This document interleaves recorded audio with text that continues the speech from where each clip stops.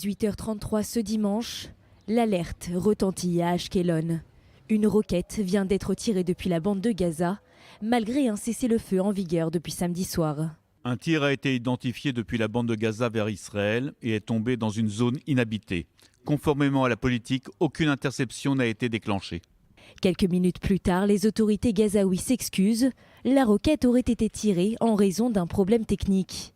À la suite de cet incident, les factions terroristes à Gaza ont affirmé respecter le cessez-le-feu.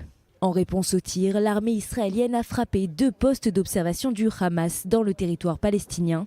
En effet, même si le djihad islamique était le seul responsable des attaques aux roquettes ces derniers jours, depuis la trêve, Israël tient le Hamas pour responsable de tout ce qu'il se passe dans le territoire qu'il contrôle.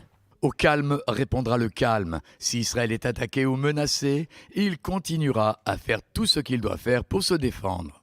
En parallèle, le ministère de la Défense a annoncé ce samedi que le Gazaoui Abdullah Abu Djeba a été reconnu comme victime du terrorisme. L'ouvrier palestinien travaillait dans la localité de Shokedah, dans le sud d'Israël, au moment de l'opération Bouclier et Flèche. Il a été tué par un tir de roquette du djihad islamique. Conformément à la loi israélienne, la famille de Abdullah Abu Djeba pourra recevoir des indemnités. Son corps a été remis aux Palestiniens plus tôt dans la journée de dimanche. Abdullah Abu Djeba, 34 ans et père de 6 enfants, travaillait dans un champ à Shokedah près de Netivot.